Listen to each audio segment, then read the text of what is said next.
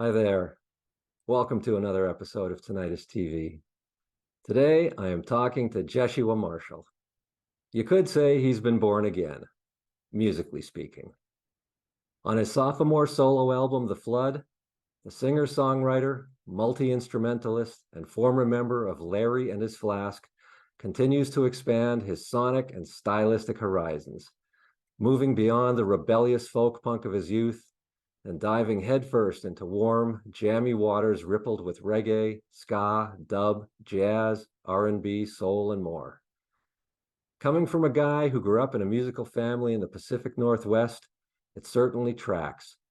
Until you learn that he was also raised in what many call a religious doomsday cult and lived a strict, sheltered lifestyle until he and his older brother and future bandmate Jamin discovered the internet, punk, and the Columbia Record Club.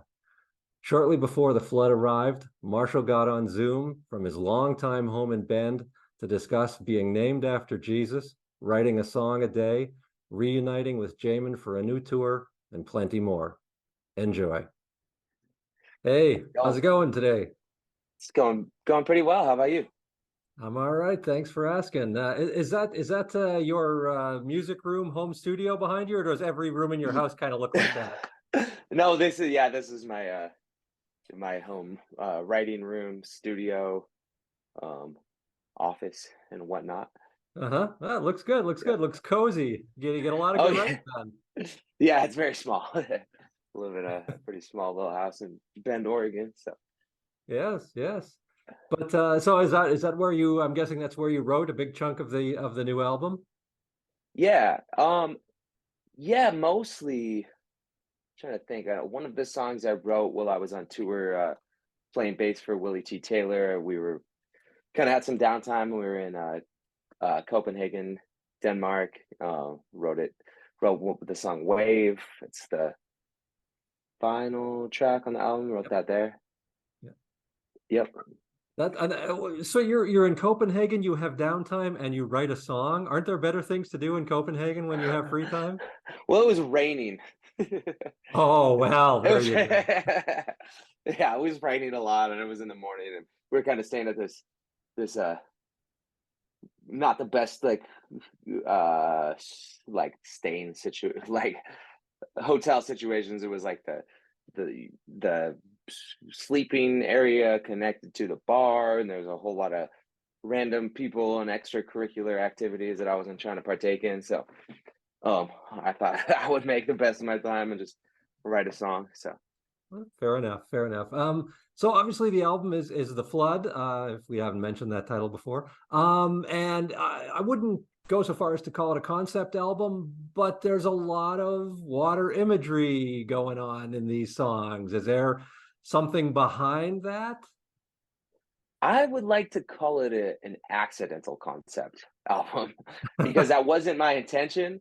I kind of, after I like assembled the songs, um, I realized that it was a concept album in a way, Okay. water being a concept. But yeah, some of the songs that it's one of those albums. Just a little bit about my background and history. I've spent almost 20 years in like a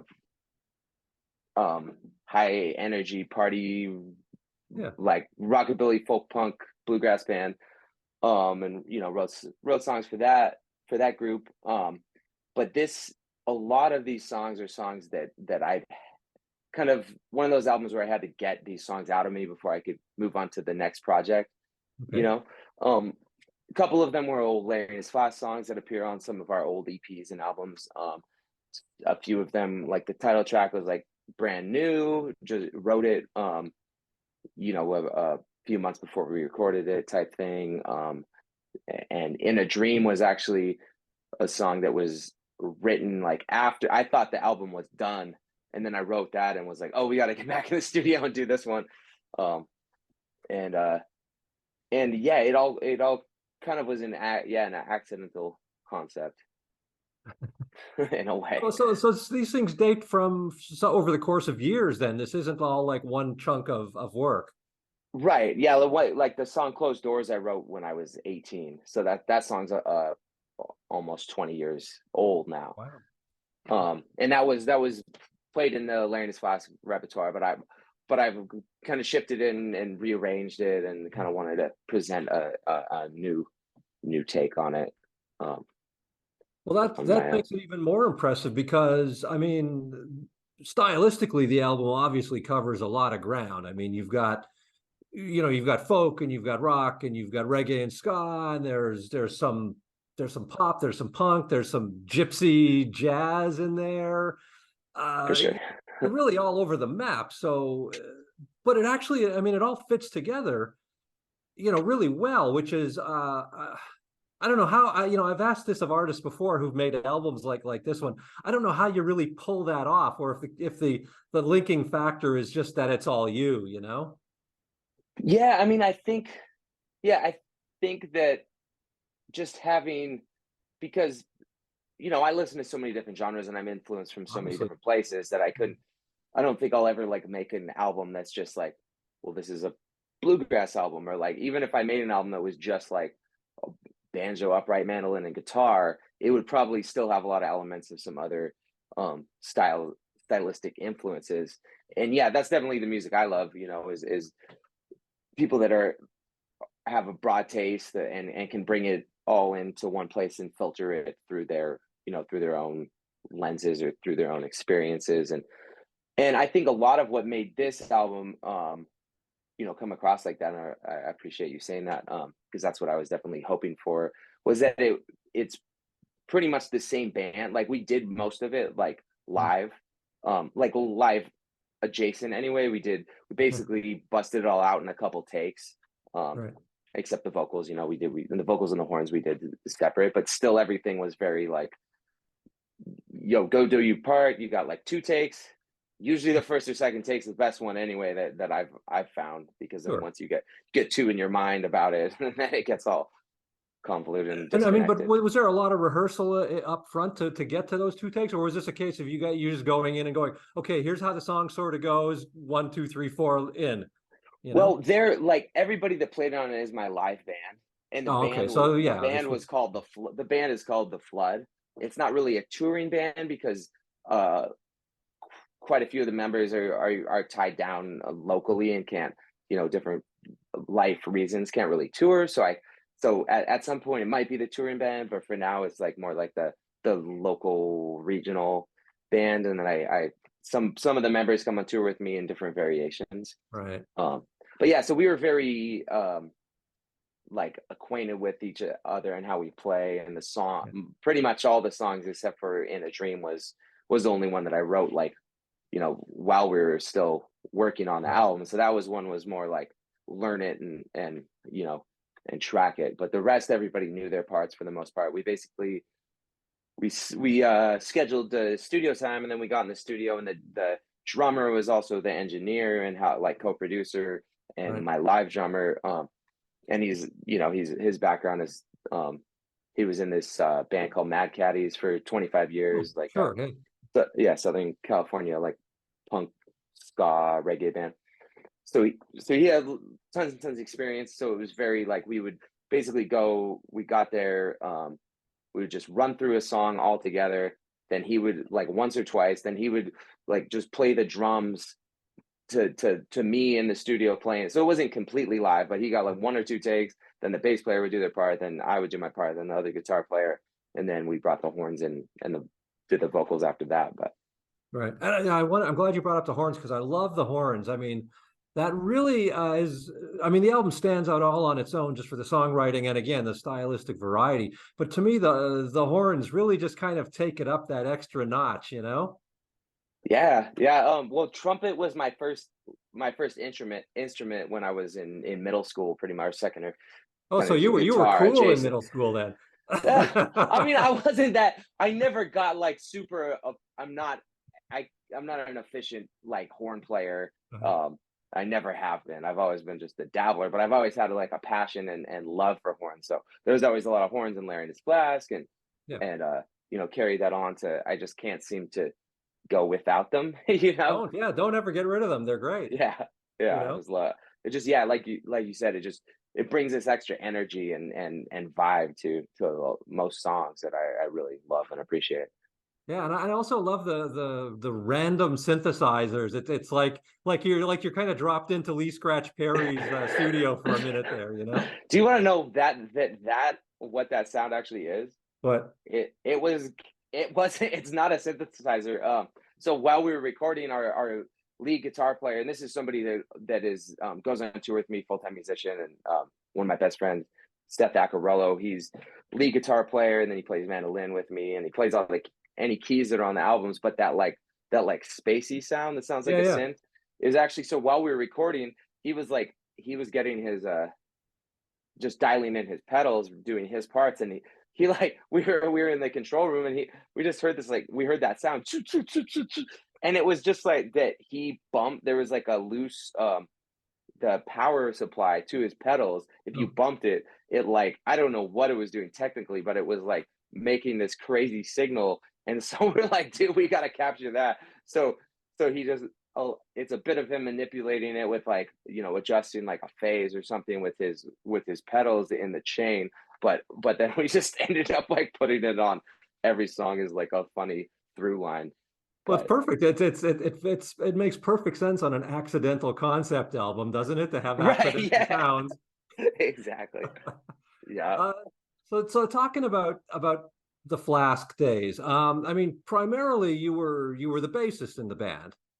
So, you Yes, know, sir. making that switch to being, the boss and the front man and the singer and the star of the show. Is that something that you spent years kind of secretly waiting to do, or was it something that has been kind of I was really happy doing that, but I got these songs and so I have to do this. Right. Yeah, more like, I don't know, kind of a mix of the latter. And like Hmm. when Larry and His Flask like kind of came to be, it was very much a collaborative thing. And it Sure. was very like, we all wrote songs together. There wasn't really like a spotlight on one person. It was kind of just about the group, like, actually. And then, as time goes on and evolves and people grow, and sometimes people have other people that aren't a part of the band talking in their ears of like, oh, you're the star of the show, or blah blah blah, how Mhm. people's egos can inflate.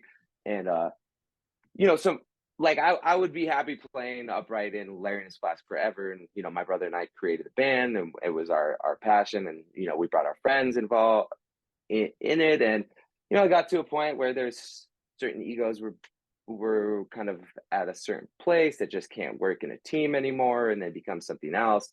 And that's when it kind of became a necessity for me to like to just kind of take the reins of my own name of something that it can't be. Right. It's like, if it goes any direction that I don't want it to be, it's on me. Because it being my name, I it can't be like, But do you taking do you, do you taking like a that? Are you direction. happy being the boss? Yeah, yeah, I'm happy about it. Yeah. Because because also, like, when I first started going solo, I mean, I started a band with a different name, and then it got to a point where it was like everybody would commit to an obligation and then bail at the last minute, and I would be like kind of there but alone doing it anyway. So it was like, Right. well, it doesn't really make sense to do that. So I might as well I'm gonna use my name. If I gotta be there alone, I'll be there alone. If I everything aligns with everybody else's schedules, then Right. I'll move that way. But I prefer to play with other people. I love collaborating. I love like the energy that multiple musicians can bring. But I also do love singer-songwriters, and love like the storytelling aspect of just one person, their experiences, voice, and their instrument. So I Right. like to do both as far as a live setting. And so then, now that you're in this spot, you and your brother are getting back together, right, to go on tour. Yep. Yeah, yeah. And we've done a couple shows here and there, like in Oregon and Colorado where he lives, different, variations over the years. But yeah, this is the first time that he's like, I never really stopped touring except for COVID. But Sure. this is the first time he's toured since the last Larry and His Flask tour in 2018 or 2019. So But he's still been playing, right? Yeah, he's been playing at, he's been kind of just playing at home, really. He hasn't been Right. playing live at all, except with me. But he's the kind of musician that I just show up and he already knows all the songs and how like all the breaks and all like he's just a really tight, great musician. And us, Yeah. you know, I don't know if this is a thing, but like the concept of like blood harmony of Oh yeah, that's a thing. siblings. Well, Yeah. that, but I like to call it blood rhythm because he's a drummer, I'm the bass player. I feel like we have Yeah. that like connection where we kind of know where each other's going next. And Yeah. um And you must just be looking forward to spending that much time with him. yeah, definitely, Yeah, I definitely. mean, given you Yeah, guys live in different states, and I'm sure have, lives that like everybody else does that are full and yep, busy, and so must be yep, like, the reunion tour will be great. yeah, super excited to So hang you with him. guys, you guys kind of grew up half in Canada and half in Oregon, right? Is that how that worked? Yeah, so pretty much, so my mom's from the Mm, Okanagan Valley in British Columbia. My mm, dad's from Baker County in Oregon. They met they met at church, and my dad had a job opportunity in BC, and so he moved up there, and they met in church, and then they moved to the States, had my brother and I, and then when I was 4, they moved the family up to Canada, mm. for a few years, and then moved back due to like work complications back to the States. But every summer for like my whole childhood and even into my like 20s and stuff, we spent with my family in Canada because my mom is like one of 6 kids, so Mm. we have a big family, tons of cousins and extended family. So Do you think that Canadian experience had some impact on you as a musician and as an artist? yeah, I think so for sure. I mean, my a lot of my family members, nobody really made it like professional except for one of my aunt's father, who was Rolly Dion. He was like a Canadian Union musician. He was an upright player, and he played with like Hank Williams and Wow. like the like senior and pretty much any American musician that like country or Western musician that would come to Canada to tour, they would have to hire Canadian Right. musicians per the union regulations or whatever. So him and his crew of musicians would have these gigs, a lot of playing with like, you know, later becoming the most legendary country Right. musicians that we think of. So his and he passed the music on to his daughter, my auntie Barb. So she was super influential, and she didn't do it professionally, but she's and still she actually plays more professionally now than she did growing up when I was growing up. But she plays accordion and piano and guitar, Mm. and my cousin, who was a country songwriter, who lost his life when he was young, so he didn't get to. A couple of my cousins, lost their lives young when they were inspiring to be, um, kind of make it in the music world. But so kind of like the Canadian folk, like country bluegrass music was always like around me, and also in church there was always music. It wasn't quite as exciting as the rock and roll that was my dad Yeah. was listening to. So I would just think you heard more Canadian music too, in that, I mean, my experience, and I could be wrong on this, but a lot of my experience in dealing with Americans is that even the ones who are fairly close to the border, they don't know a lot about Canada. It's like, there's the border, and then it's all just a vast wasteland so right. you having that kind of, hearing Canadian bands and Canadian artists, you're almost kind Yeah. of half a Canadian musician in a way. Right, certainly, and we always made it a point, especially Larry and His Flask, too. I've played in every province, and we've toured across Canada, like, Sure. thoroughly, and all the way up into Yukon, and all the way to St. John, to Newfoundland, and from small towns and on the reserve to you know Right. every major city in Canada. So it's always been a super important part of my musical journey is to be embrace the roots of Canadian music and And and you're not touring up here this time. Well, I actually just played in Penticton, BC, like a couple Right. weeks ago. It's like a house concert, and I played in Vancouver a couple weeks or a couple months ago. Oh, But yeah, it's just the whole post COVID touring world is it. yeah, I'm yeah, trying to figure out the flow of how to book. Again, because we were trying to schedule Toronto, Quebec City, Montreal, and it's just everybody's like, oh, you gotta give us 6 months, not right. three, to get we're booked up. So we're like, okay, so we're looking to do we're actually looking to do like more of like a BC Alberta tour like in the fall, instead of like an East Coast thing. So yeah, we definitely next year is gonna be full of a lot more dates, hopefully, if we get we're getting on it now to get booked. Yeah, I So would think you guys would be tailor-made for the folk fest circuit, just kind of get onto that. yeah, Yeah, yeah, for totally. sure. So talking about, you mentioned having kind of a religious upbringing, and in Oregon, there's like a lot of different flavors of intensity of religion. I mean, Like cults. yeah, Yeah, I for mean, sure.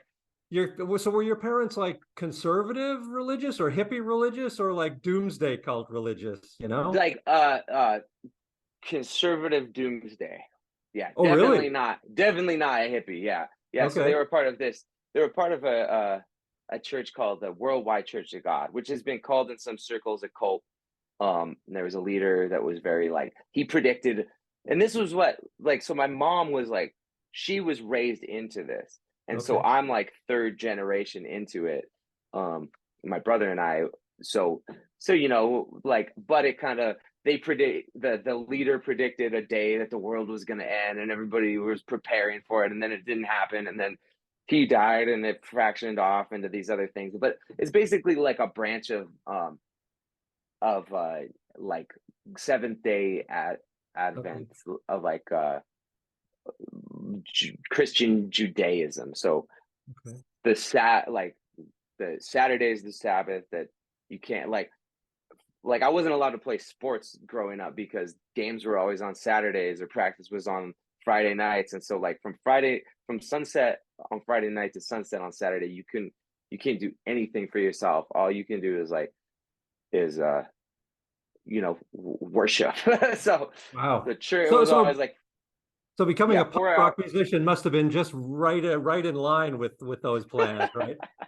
Well, I mean, I think that's why it happened, honestly, because it's like coming of age, like in Sure. as the internet was coming of age, it was very like we just got, and we got my brother got a hold of the like remember the like Columbia House like one Sure. cent a CD record club. So we got all of that, and then we got all these like Bad Religion and No Effects records and all this punk rock stuff, Social Distortion, and as well as just diving on the internet and just realize like just learning kind of like that there's different things, and it's not so black and white. And my parents were they're actually like super supportive of us, despite I'm sure they would have preferred that we would have just the continued like dedication and life in the church, but they Yeah. also were very like embraced our passion in music and supported. They're huge supporters of Larry And His Flask and Well, helped that's us a nice. So lot I mean, too. it's not like you had to be ostracized or anything like that. No, no, and my mom is still very devout, and I like Oh, okay. I kind of I rib her a bit sometimes, but but she's still very supportive of Oh, that's me good. musically, and So yeah, I and mean, she still lives in Canada. what role? I mean, are you still a spiritual person in other ways, or how does that work? Like, Yeah, yeah, because I mean, again, you've got an album titled "The Flood," and I yeah, mean, and I mean it's obvious. I think our upbringings are gonna influence us, our lives and our art, like whether we wanted to or not. And I right. just kind of am embracing it. I mean, my name is Yeshua. It's like Jesus, Yeah. literally like the No, Hebrew. no pressure growing up with that name, right? Well, I didn't even go by that. I didn't start going by my actual name. I went by Jesse from like Uh, from I was a little kid till I was like 25 or so, until I realized like, well, first of all, you can like I kind of decided people can. It's not that hard to pronounce that name, so like it yeah. doesn't. That was kind of like I tried to go by Joshua, and everybody just called me Josh.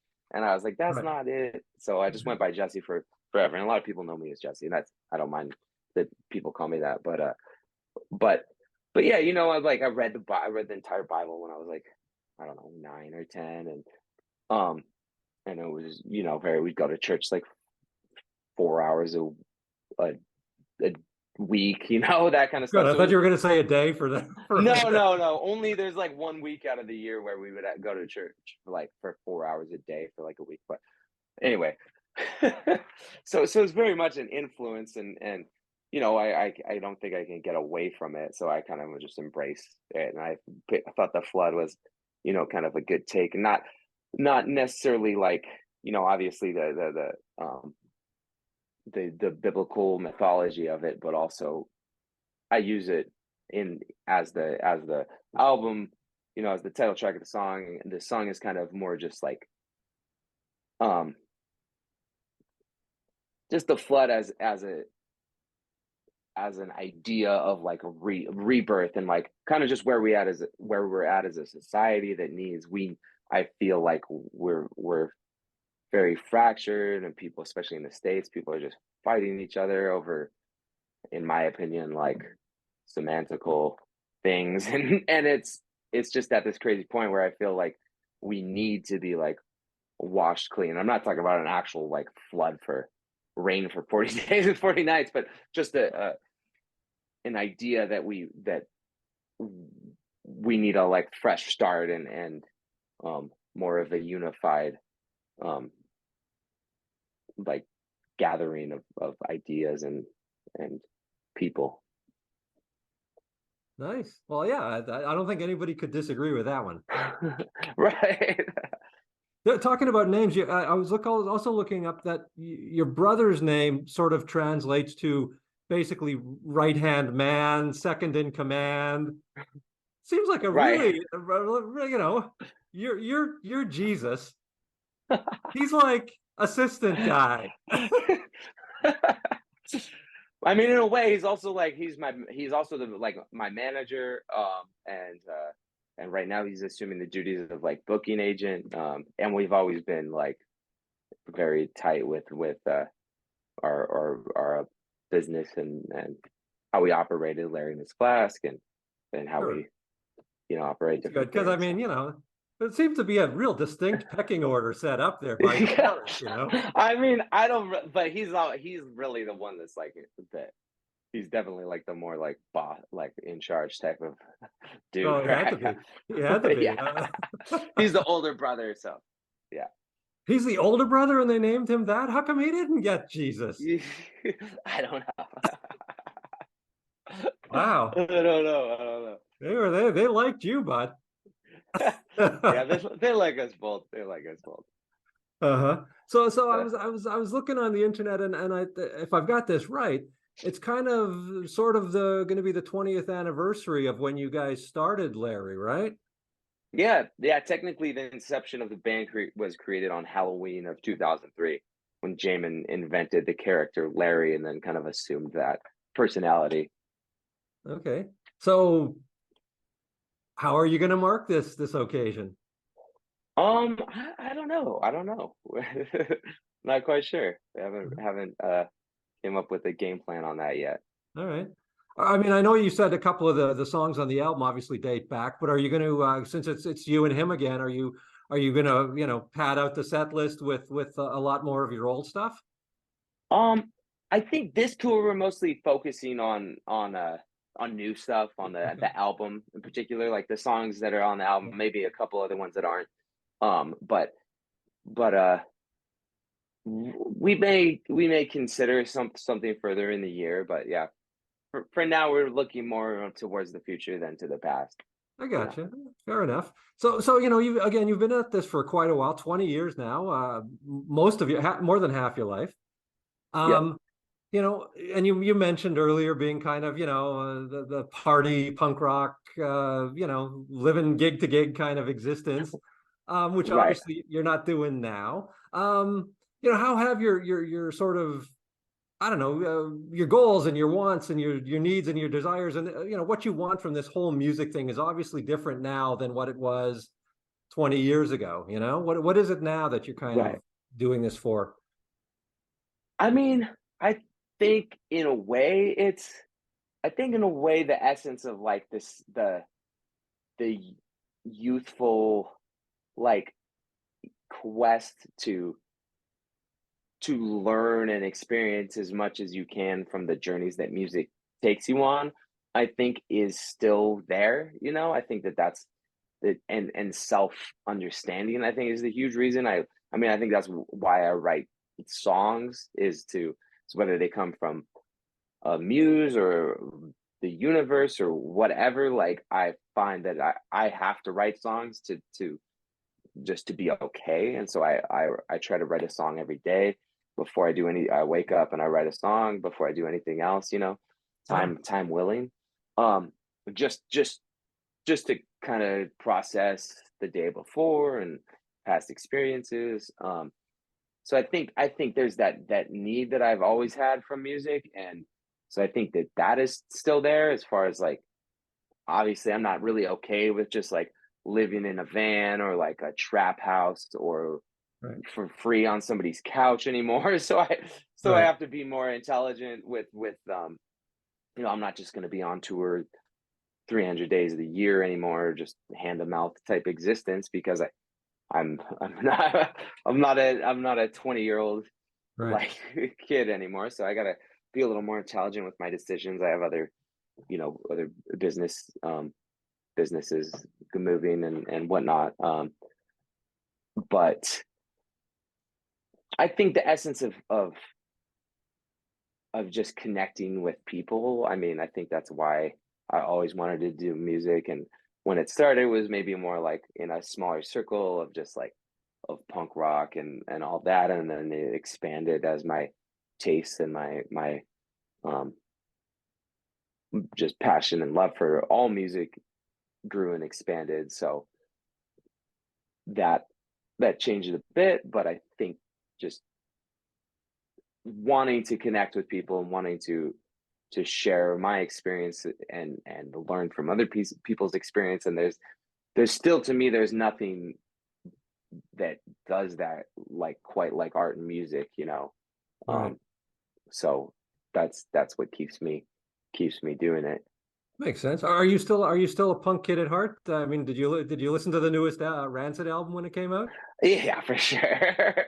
All Yeah, right. I still am for sure. I mean, I listen to the singles and the whole album, and I like here in band. I'm a concert promoter, and I run a music venue, and I have like last night I had like four underground like grindcore metal Okay. punk bands playing, and so like I still like love to help to facilitate that scene and venue for the next generation of heavy musicians to grow and flourish. So Have you been definitely to the Have still you been to the Punk Rock Museum in Las Vegas? not yet, not yet. You got to go. It's great. Yeah, well, we're playing Vegas on this tour, so I'm definitely gonna make that a pit stop in there. I know Jamin works with the nonprofit Punk Rock Saves Lives, Okay. and he was just in Vegas for punk rock bowling and got to go on a Good. tour and stuff. I know a lot of my friends have been um doing the guided tours, different musicians and stuff. I think it's Maybe real you could cool. Have you? donate something to them from the Larry days. Yeah, yeah. I mean, we've got some stuff. I have this bass that was some of the it toured all across Canada and the States, electric Fender P bass that was also in the Irma Maria hurricanes in the Virgin Islands, and yeah, it would be a good piece. See There if you we can go. how we can line that up. All right, man. So, hey, if you're writing a song a day, how many of those are keepers? Oh, probably like anywhere from like 10 to 20%. Okay, that's a And pretty fair average. Yeah. yeah, and like I think like some of them is like, well, there's a good line from this song that Sure. then goes in, and maybe that 1 week of that songwriting is like kind of becomes one song that's a Right. keeper, or maybe it's one song a month that becomes a keeper. It just So, do just you have like a depends. But stockpile of like dozens, hundreds of songs just waiting to ye- be finding a home somewhere. Exactly. Yeah. Like, yeah, probably upwards of like 500 songs that are just kind of sitting on my computer and my phone that I'm basically just waiting for when things slow down in this from this summer fall season to like start workshopping the new record, and then I'll probably start recording it, Wow. you know, this winter or something. Screw Kind a of record, stay you with can do one a record. box set. Yeah. Right. Heck yeah. Talk about a flood. It'll be a flood of Right. flood of songs. Yep. All Yeah, right, man. I think I accidentally figured out that the next 3 records will be concept albums too, being the starting with water, then the next 3 elements, Oh, okay. fire, So we're gonna get an earth and an earth, air and wind. a fire and I think so, and that was like Larry and His Flask actually had that idea of making a concept like elemental album that never came to fruition. So I think I might just I accidentally carried that on. So all right. And we'll then the see. fifth element, of course, is love. Right? Yeah. Well, that's the through line through all of them as All well. Yeah. right. Yeah. All right, brother. Well, listen, it's All been right, fun man. talking to you today. Thanks for Cheers, your man. time. Yeah, thank you. Great chatting with you. And yeah, and thanks for the album and best of luck with everything. And hopefully we'll see you north of the border sometime next Yeah, year. and you're in Winnipeg, correct? I am. Okay. Yeah, I hope to do full cross Canada. And we played the Larry and His Flask played the Winnipeg Folk Fest Yeah. years ago, and yeah, it was an amazing experience. I would love to. So if you know who is on the board of that, feel free to pass my name to them. They'll get in on it. Yeah, just you apply and they'll I'm sure if especially because you guys you have a name, you've got a new album, you've been there before, Right for on. sure. Yes, sir. Hope to be there again.